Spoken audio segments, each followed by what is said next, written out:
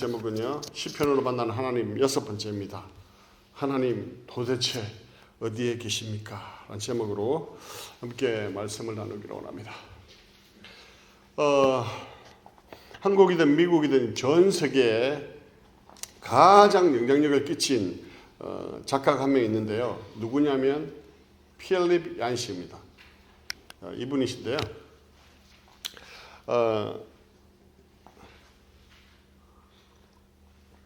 이분이 출판한 책들은요, 너무나 직설적이에요.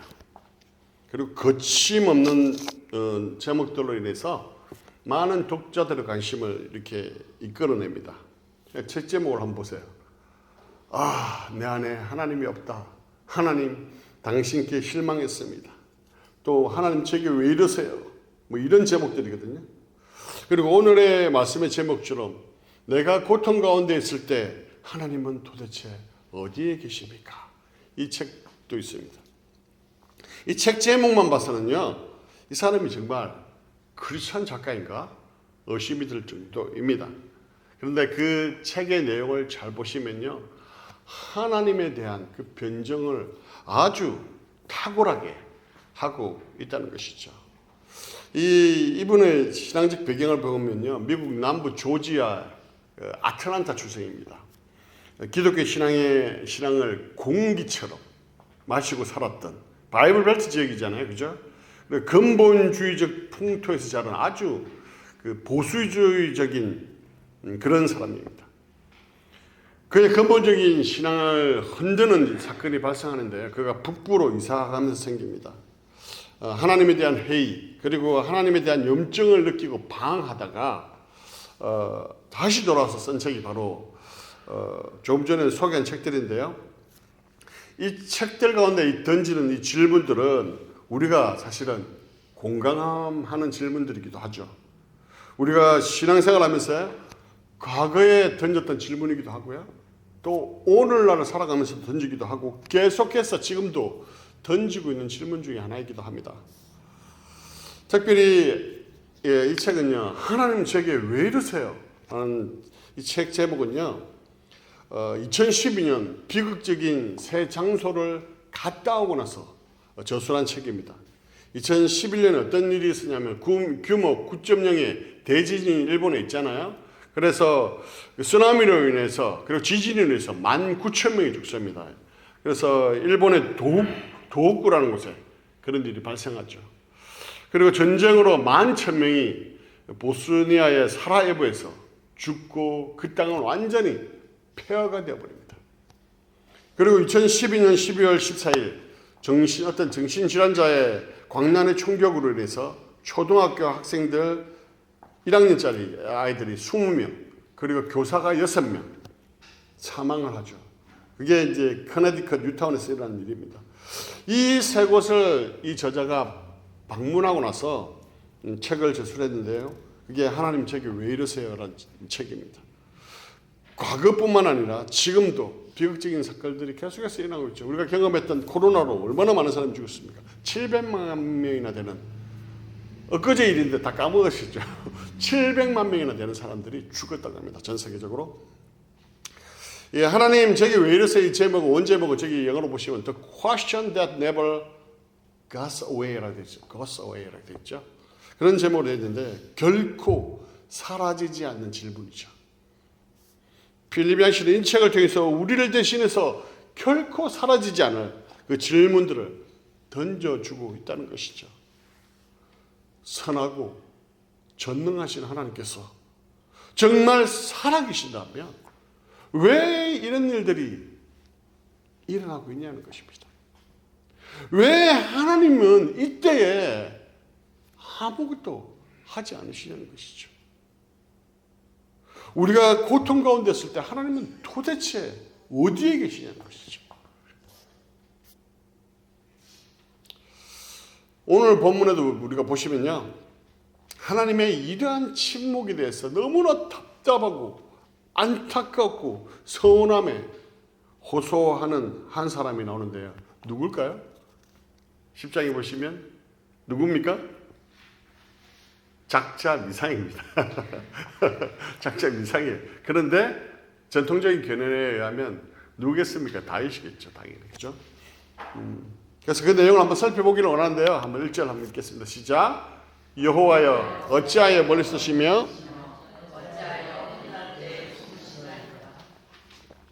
제가 본문에 보시면 어찌하여 두 번이나 사용하잖아요.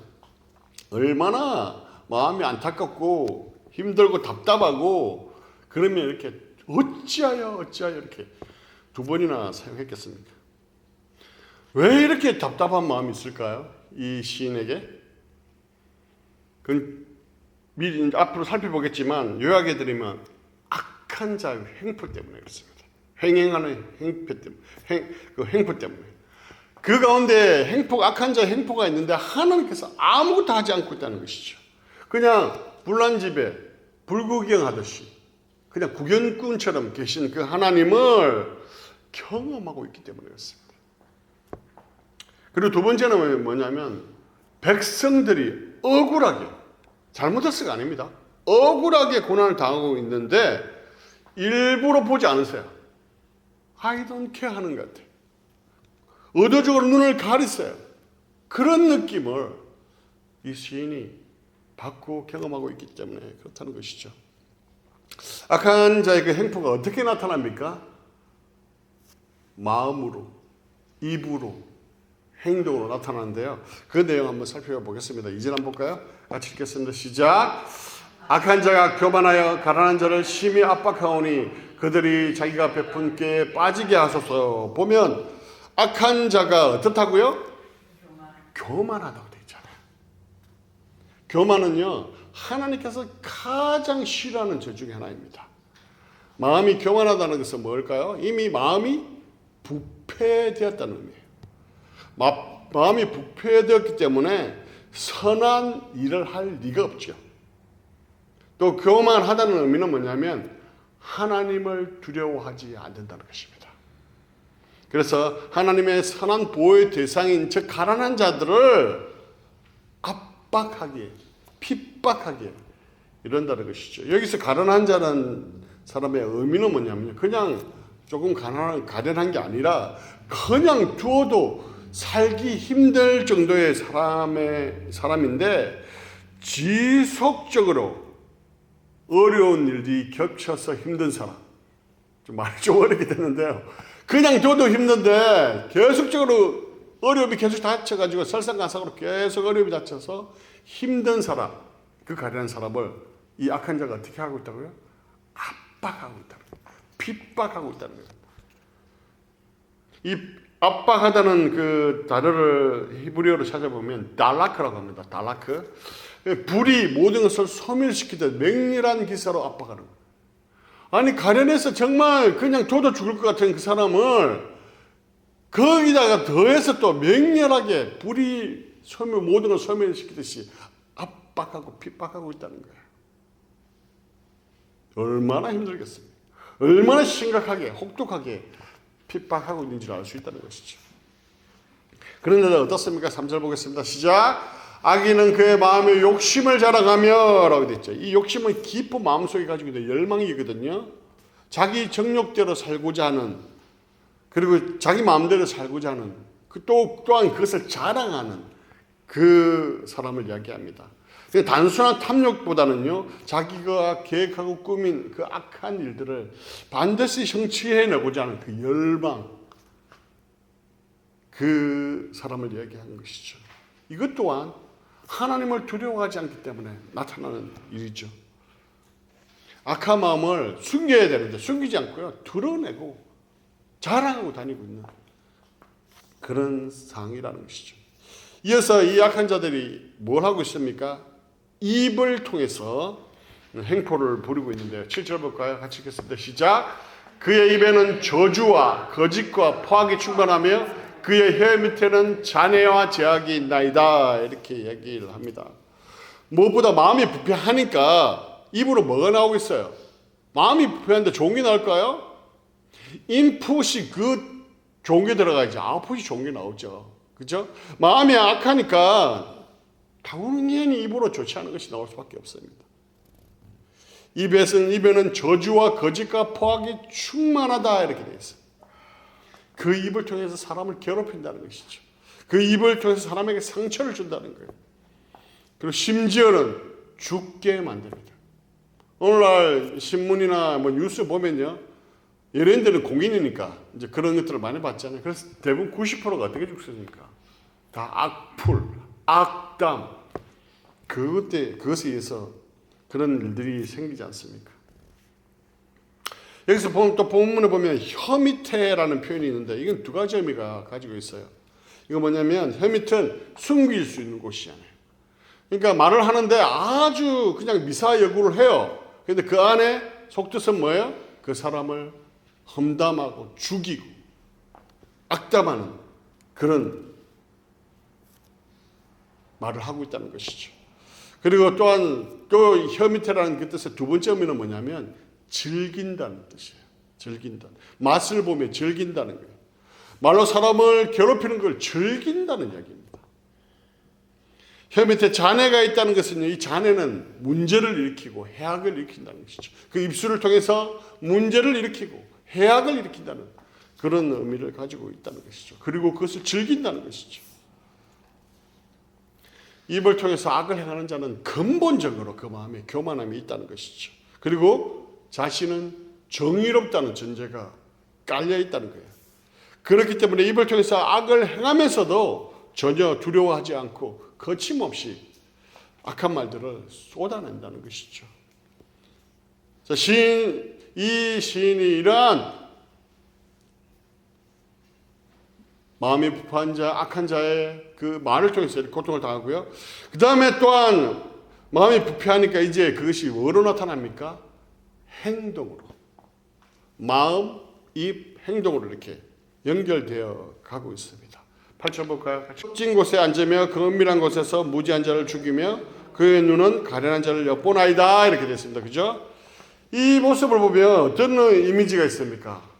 산적의 이미지가 있잖아요. 그죠? 산적들이 숨어 있다가 나타나가지고, 그죠? 물건 다 뺏고 죽이고 이렇게 하잖아요.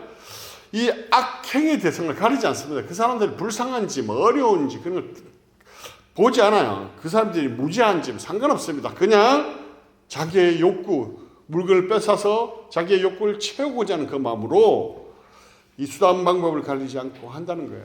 그리고 엿본다는 표현이 되어 있는데 이건 뭡니까? 히브리어로 보시면 반복, 계속, 미완료 시제입니다. 뭐냐면 한 번 하고 마는 게 아니라는 거죠. 일상이라는 거예요. 일상. 약한 자의 행동들이 그렇다는 것이죠. 그리고 9절 보시면 사자가 자기 굴에 엎드림 같이 그가 은밀한 곳에 엎드려 가련한 자를 잡으려고 기다리며 자기 그물을 끌어당겨 가련한 자를 잡나이다. 이렇게 했죠. 9절.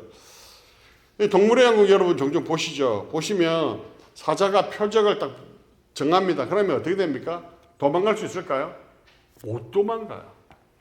사자도 그 먹이를 잡을 때 전력을 다하거든요. 결코 못 도망갑니다.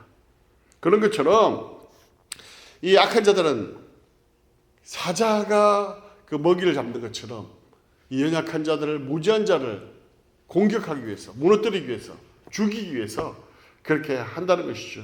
우리가 가끔씩 보면 집이나 이런 데 뭐 구석에 거미줄 있잖아요. 그죠? 거미줄에 이렇게 팔이나 이런 거 한 마리 걸리면 어떻게 됩니까? 절대로 못 도망가요. 가끔씩은 새도 거미줄이 크면 거기 걸려서 죽는 경우가 많이 있어요. 한번 잡히면 얘 거미가 막 거미줄을 내서 이렇게 감아버리기 때문에 결코 도망가지 못합니다. 그 이미지를 생각하시면 돼요. 약한 자들이 그렇게 동물적인 본능을 가지고 이 무지한 자들, 연약한 자들을 공격한다는 것이죠.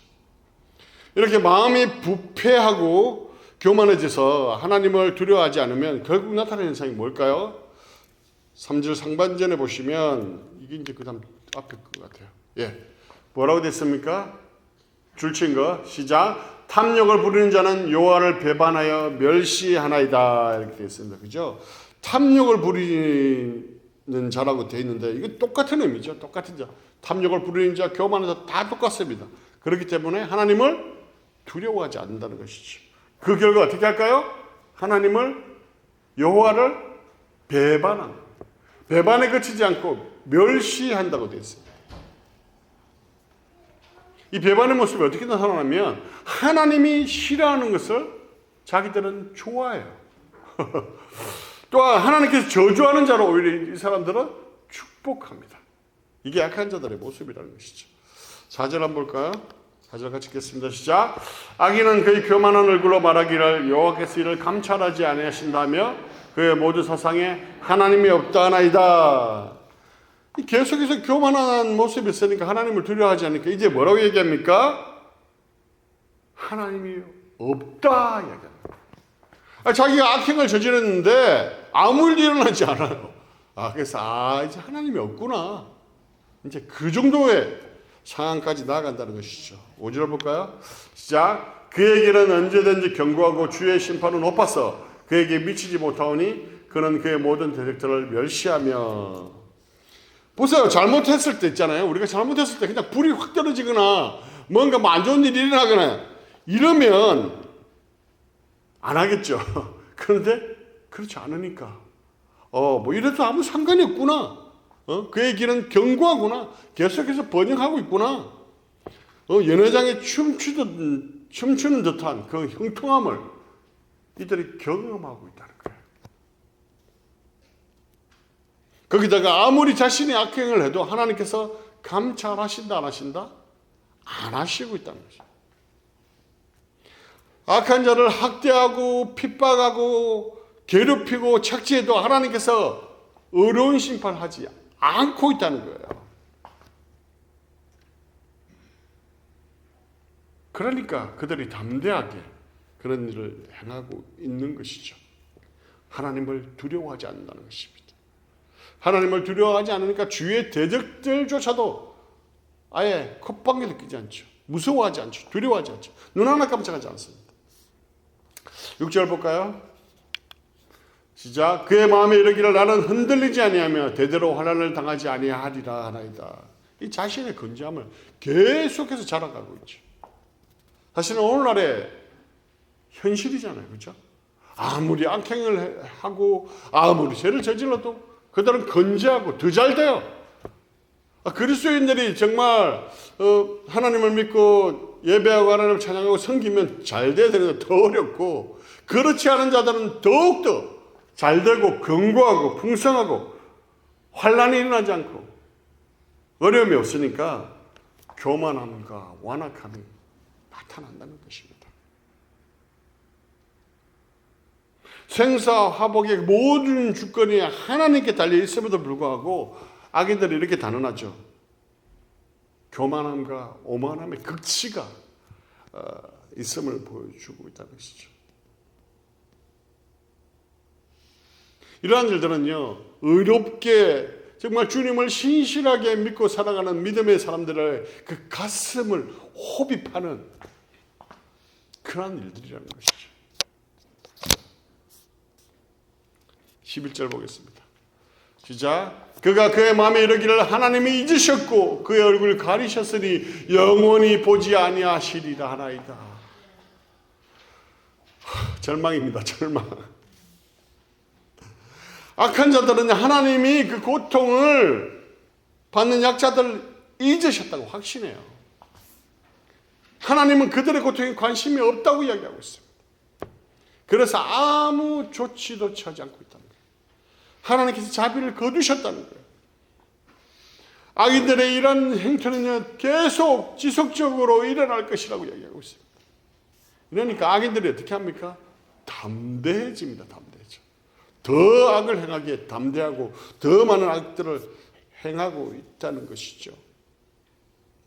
이러한 악한 자들의 그 행포, 마음의 타락함으로, 입술로, 행동으로 하나님을 대적하고 배반하고 멸시하는 그런 모습 가운데 연약한 자들은 고통 가운데 하나님의 침묵하심을 호소합니다. 하나님께서 길을 막으시고 눈을 가리시고 보지 아니하시는 것 같은 그런 상황 속에 있다는 것이죠. 그 상황 속에 하나님을 호소하죠. 왜냐하면 우리가 고통은요, 악한 자로부터 받는 고통도 힘들지만 그 가운데 하나님께서 아무 행동도 하지 않으시고 아무것도 함께하지 않는 것 같은 그런 무관심, 하나님의 그 부재 사항이 너무나 힘드니까 그것을 호소하는 것이죠.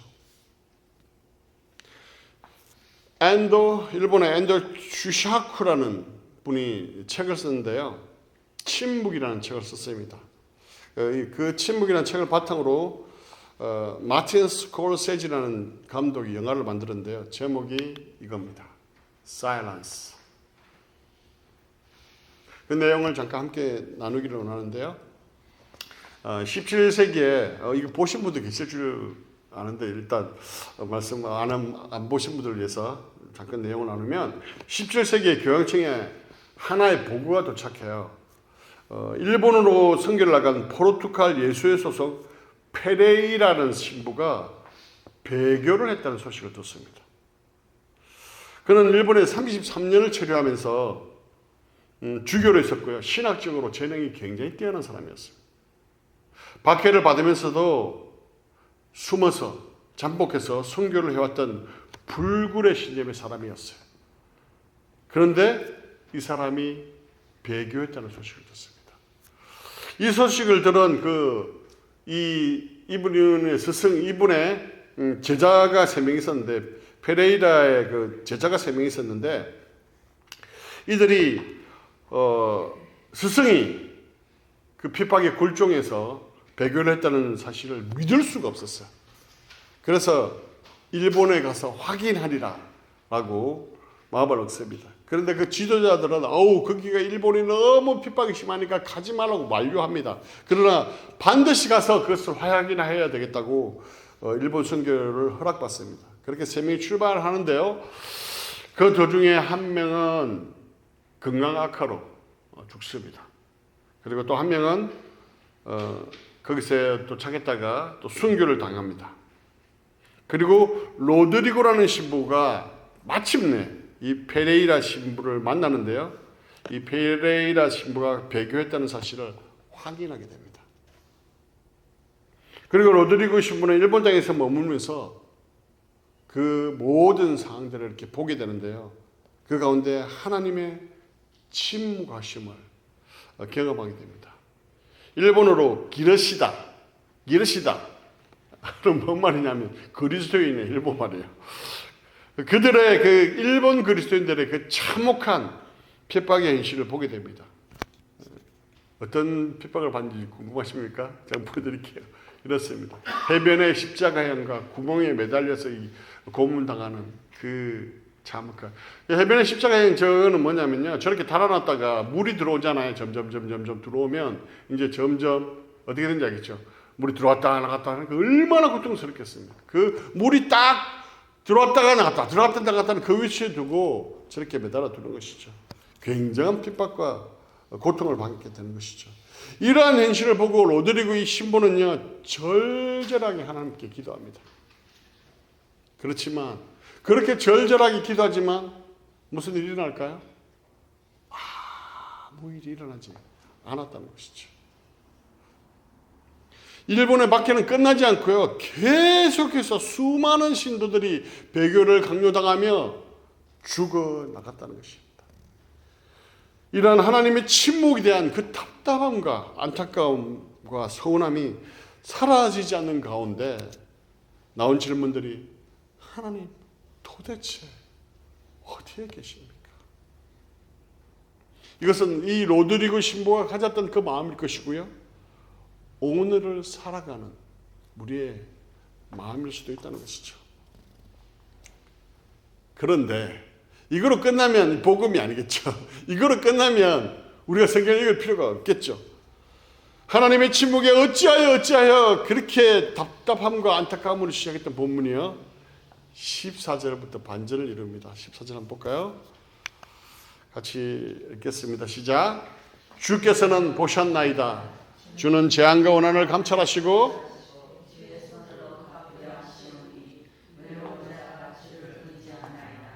주는 벌써부터 구하를 도우시는 이신이다. 이렇게 말씀하고 있죠. 보셨다, 감찰하셨다 이렇게 말씀하고 있습니다. 이것도 히브리어로 보시면 완료 미완료로 표현되고 있는데 이미 보셨을 뿐만 아니라 지금도 보고 계시고 계속해서 보실 거라는 그런 의미가 들어 있습니다. 시는야 하나님이 계속해서 보고 계시다고 믿고 있다는 것이죠. 재앙과 고난을 감찰하고 계시다는 것을 믿는다는 것이죠. 감찰도 이렇게 지속을 강조하는 완료형으로 되어 있습니다. 계속해서 하나님께서 그것을 보고 계시다는 것이죠. 바로 뭔가를 하나님께서 액션을 취하지는 않지만 하나님께서 분명히 그것을 보고 계시고 기억하고 계시다는 것입니다. 그래서 하나님께서 하나님의 때에 반드시 공의의 심판을 행할 것이라는 것을 이 시인은 확신하며 고백하고 있다는 것이죠. 주의 손으로 갚으신다 라고 확신하고 있다는 것이죠. 여기서 성경에 보면 주의 손이라는 표현을 많이 하고 있는데 이 주의 손은 뭡니까? 전능하신 하나님의 힘을 상징합니다. 그 전능하신 하나님의 손으로 그 악한 대적들을 반드시 심판하실 것이라는 상징적인 표현인 것이죠. 12절에도 보면 이러한 사항들을 어려움들을 타개하기 위해서 시인이 간구하는 모습인데요. 12절 보실까요? 같이 읽겠습니다. 시작. 여호와여 일어나소서 하나님이여 손을 두옵소서 가난한 자들을 잊지 마옵소서 이렇게 고백하고 있지 않습니까? 하나님께서 이것을 보고 계시고 감찰하고 계셨기에 그것을 믿기에 외로운 자, 약한 자, 소외된 자들이 하나님을 이제 의지한다는 거예요. 도움의 대상은 하나님밖에 없다. 의지의 대상은 오직 하나님뿐이다. 그래서 오직 온전히 하나님만을 바라보겠습니다 라는 믿음을 표현하고 있는 것이죠. 악인들은 하나님은 너희를 잊어버렸어 악담했지만 고아들 그리고 외로운 자들, 약한 자들, 가난한 자들 이런 자들을 하나님께서 이미 돕고 계셨다는 것이죠. 17절 읽겠습니다. 시작. 여호와여 주는 겸손한 자의 손을 들으셨사오니 그들의 마음을 준비하시며 귀를 기울여 들으시고 이 교만한 자의 반대죠. 그죠? 겸손한 자. 이 겸손한 자는 연약한 자, 어려움 당한 자, 소외된 다 그것을 대표적으로 다시 표현하는 시니까 똑같은 표현을 쓰지 않고 언유법으로 계속해서 표현하고 있는 것이죠. 하나님께서 그의 소원을 어떻게 하셨다고요? 들으셨다. 하나님 들으셨으면 어떻게 하셨을까요? 보고 계셨으면 어떻게 하셨을까요? 그냥 넘어가실까요? 아닙니다. 반드시 응답하시고 그 소원을 이루어 주실 것이라는 그 확신을 이 시인을 가지고 있는 것이죠. 이어서 들으시는 하나님께서 그들의 마음을 준비시킨다는 의미가 뭘까요? 간절히 기도하는 자들, 그 고통 가운데 간절히 기도하는 자들의 그 마음을 강하게 해주신다는 거예요. 포기하지 않도록. 그리고 그 마음에 힘을 주시고 인크리지 하시고 용기를 북돋아 주신다는 것이죠.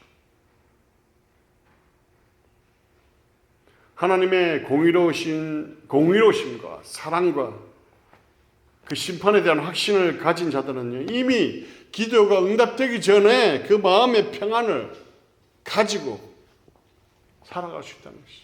현실의 상황은 너무나 어렵고 힘든 가운데 있지만 그 믿음의 확신을 가지고 평안을 가지고 살아갈 수 있다는 말씀하고 있다는 것이죠. 마지막 18절 보겠습니다. 시작. 고아와 압제당하는 자를 위하여 심판하사 세상에 속한 자가 다시는 위협하지 못하게 하시리다. 아멘. 악한 자들은 결코 심판이 없다고 교만하고 완악한 마음을 가지고 있었습니다. 그리고 하나님은 1도 관심이 없다고 이야기했습니다. 심지어는 하나님이 없다고 얘기했습니다. 그러나 하나님은 보고 계셨고 알고 계셨고 반드시 심판하리라 이렇게 말씀하고 계시다는 것이죠. 결론의 말씀드리겠습니다. 사랑하는 성도 여러분, 하나님은 이제 우리의 고통에 무관심하거나 눈을 가리시거나 듣지 않으시거나 멀리 떨어져 계신 분이 아니십니다. 우리의 고통 가운데 고난 가운데 있을 때 더 가까이 와 계시고요. 같이 아파하시고 힘들어하시고 그 고통과 아픔들을 다 보고 계십니다. 그리고 우리를 도우고 계십니다. 위로하십니다. 회복시켜 주실 것입니다. 그리고 하나님께서 그 하나님의 때에 반드시 그들을 심판하실 것입니다. 그 믿음으로 여러분 또 한 주 살아가시면서 승리하시는 여러분 되시기를 주님의 이름으로 간절히 축원합니다.